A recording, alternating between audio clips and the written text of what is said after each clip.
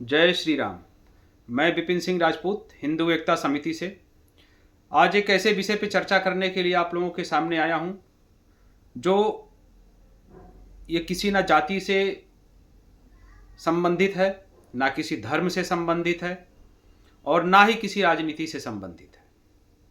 ये बात है हर उस परिवार की, हर उस माता पिता से जिनके बच्चे आज स्कूल में पढ़ने जाते हैं। आज हमारे देश की शिक्षा व्यवस्था और मेडिकल व्यवस्था, ये दो ऐसी व्यवस्थाएं हैं जहां पे आंख बंद करके लूट मची हुई है और हर वो माता पिता मजबूर है स्कूल के आगे, स्कूल प्रशासन के आगे उनकी मांगों को पूरा करने के लिए, क्योंकि हर माता पिता का सपना होता है अपने बच्चों को अच्छी से अच्छी शिक्षा देना। तो शिक्षा के नाम पे जो आज यहाँ पे लूट मची हुई है, हम उस मजबूत व्यवस्था के खिलाफ आवाज उठा रहे हैं। देश में आज के डेट में अगर माफिया देखा जाए तो ये दो माफिया हैं। एक मेडिकल जगत के माफिया जो मनमानी तरीके से लूट मचा के रखे हैं, जिनके ऊपर कोई पाबंदी नहीं है, कोई नियंत्रण नहीं है, और उसी प्रकार से स्कूल प्रशासन की भी मनमानी और ना किसी का डर, अपने तरीके से व्यवस्था को चलाना। स्कूल शिक्षा का मंदिर माना जाता है, जहां पे बच्चों को अच्छे शिक्षा देने के नाते माता पिता उनको स्कूल में भेजते हैं। लेकिन वो माता पिता किस दर्द से गुजरते हैं उन बच्चों के स्कूल की फीस को भरने के लिए। और अभी इधर कुछ दिनों में या थोड़े थोड़े समय के बाद ऐसी ऐसी घटनाएं जो आती रहती हैं वो हृदय विदारक होती हैं। अभी उत्तर प्रदेश के गाजीपुर से एक घटना आई। एक विशेष समुदाय के जूनियर बच्चे ने अपने सीनियर बच्चे की हत्या कर दी स्कूल के बाउंड्री के अंदर, और स्कूल प्रशासन उस बच्चे के शरीर को छूने तक नहीं गया। दूसरी घटना उत्तर प्रदेश के हापुड़ से आई, जहां पे स्कूल की फीस देने में देरी होने के नाते स्कूल प्रशासन ने एक बच्चे को कमरे में बंद करके इस तरह से पीटा कि वो अपने पैरों पे नहीं चल सकता था। ये आप सब ने देखा होगा। गुजरात के अहमदाबाद में एक बच्चे को हत्या कर दी जाती है, स्कूल प्रशासन वहां पे भी मजबूर है, कुछ नहीं कर सकता। तो हम अपने बच्चों को पहले तो ये सुनिश्चित करें कि हम शिक्षा लेने के लिए भेज रहे हैं कि मौत के मुंह में भेज रहे हैं। क्या स्कूल प्रशासन की कोई जिम्मेदारी नहीं है, या हमारे सरकार की कोई जिम्मेदारी नहीं है कि ये जो व्यवस्थाएं आज हमारे समाज में चल रही हैं, ये जो स्कूल के नाम पे जो लूट मची हुई है, तो क्या सरकार का ये नहीं फर्ज बनता है कि इस पे कुछ न कुछ नियंत्रण किया जाए? हमारे उत्तर प्रदेश के मुख्यमंत्री श्री योगी आदित्यनाथ जी ने एक पहल किया था, जिसमें उन्होंने एक नियम भी बनाया हुआ है और चालू भी है, लेकिन कोई भी निजी स्कूल उसको मानने के लिए तैयार नहीं है।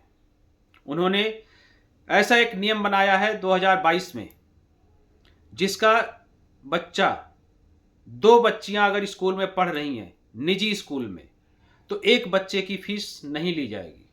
लेकिन जब आप स्कूल प्रशासन से इस बात पे अगर आप बात करें तो स्कूल प्रशासन सीधे मना कर देगा और ये कहेगा कि हमारे पास ऐसा कोई नोटिफिकेशन नहीं आया है। तो आज इन्हीं सब मुद्दों को लेकर के मैं अपने उत्तर प्रदेश सरकार से ये मांग करता हूं, और एक दो दिन के अंदर उनको ज्ञापन भी सौंपा जाएगा। अगर उस ज्ञापन पे कार्यवाही सरकार नहीं करती है तो हम उसके लिए लखनऊ में बड़ी मात्रा में और सभी अभिभावकों से अनुरोध करते हैं कि हमको सपोर्ट करें और वहां पे सब लोग उपस्थित होकर के अपने विरोध का प्रदर्शन करें, ताकि आने वाले भविष्य में आप किसी ऐसे कर्ज का बोझ मत अपने सर पे डालें जो कि जरूरी नहीं है। शिक्षा बहुत जरूरी है, लेकिन शिक्षा के नाम पे लूट जरूरी नहीं है। इसके लिए सरकार को ऐसे माफियाओं के ऊपर नकेल कसना ही पड़ेगा। अगर नहीं कसेंगे तो हम सब माता पिता एक साथ होकर के इसकी आवाज उठाएंगे, और तब तक आवाज उठाते रहेंगे जब तक हमारी मांग पूरी नहीं होती है और सरकार इस पे सुनिश्चित नहीं करती है कि हम इस पे कार्यवाही कर रहे हैं।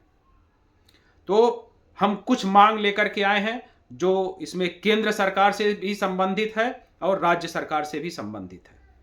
तो पहला मेरा एक जो प्रमुख मांग है, एक राष्ट्र एक पाठ्यक्रम होने की, जिसके अंतर्गत आए दिन स्कूल प्रशासन जो लूट मचा के रखा है उस पे कंट्रोल होगा।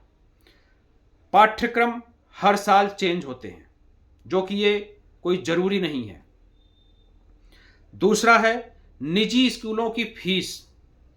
निजी स्कूल की फीस आज के समय में ऐसा बोझ हो गया है जो एक मध्यम वर्गीय परिवार आने वाले समय में उसके लिए एक सपना हो जाएगा कि मेरा बच्चा किसी अच्छे स्कूल में जाके शिक्षा ले सके।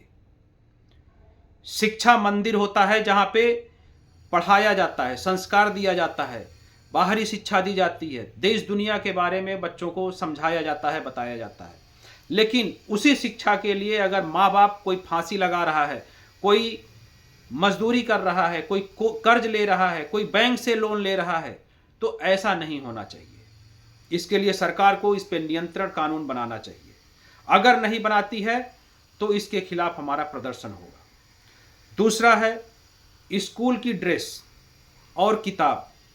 इस पे एक मिनिमम चार्ज सरकार को निर्धारित करना होगा कि स्कूल प्रशासन जो स्कूल और ड्रेस के नाम पे जो लूट मचा करके रखा हुआ है उस पे नियंत्रण लगाया जा सके।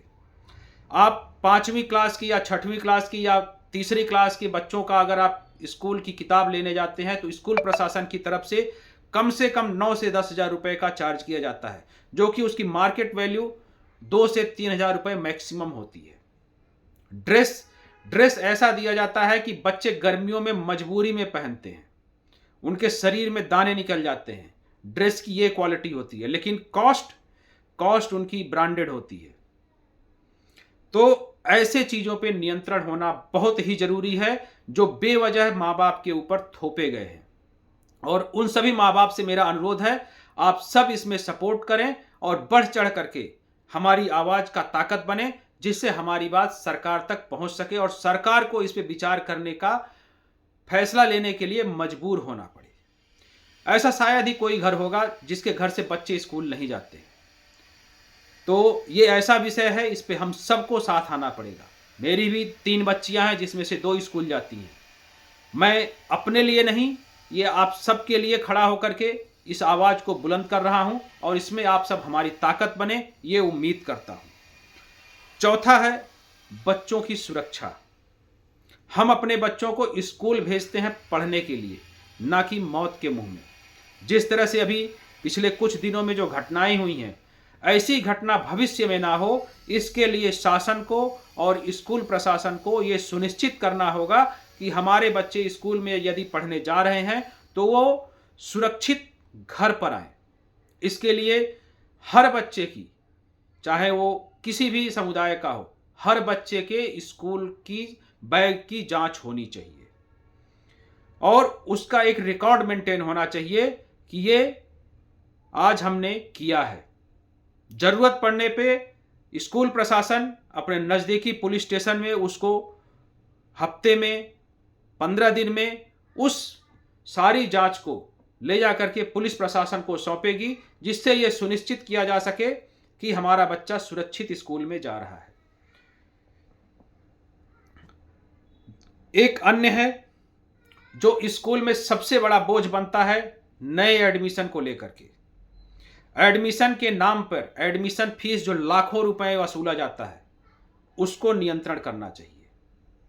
एडमिशन फीस ये नहीं समझ में आता कि वो लिया किस लिए जाता है, उसका पर्पज क्या है स्कूल का लेने का, उस पैसे को लेने के पीछे उस स्कूल की क्या खास बात है जो लाखों रुपए वसूला जाता है एक बच्चे के ऊपर, जो कि जरूरी नहीं है।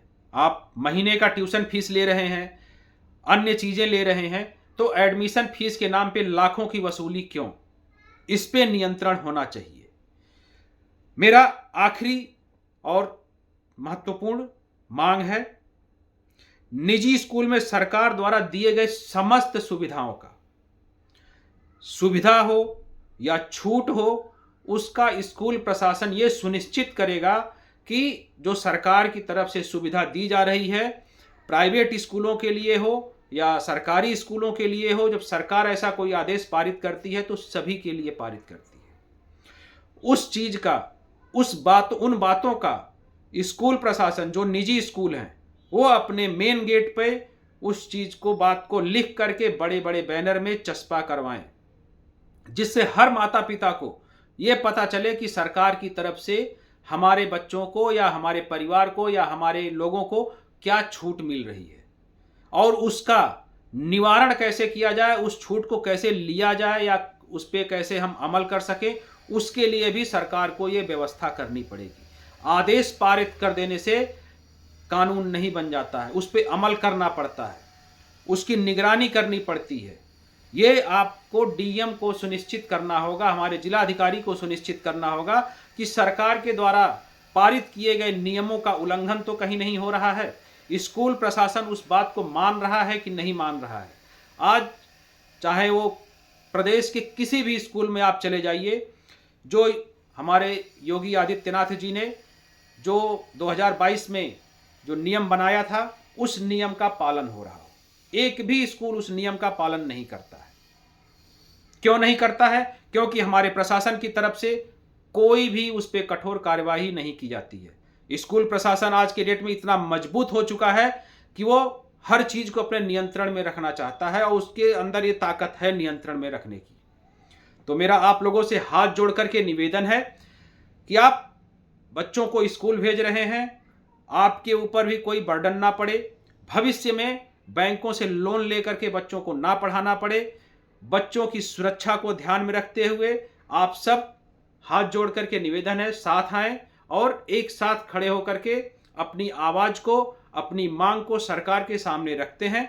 सरकार यदि उस पर अमल करती है तो अच्छी बात है, नहीं करती है तो हमारे पास दूसरा रास्ता है, जो कि अनिश्चितकालीन के लिए हम ये मांग लेकर के लखनऊ में बैठेंगे और तब तक बैठेंगे जब तक हमारी मांग पूरी नहीं होती है।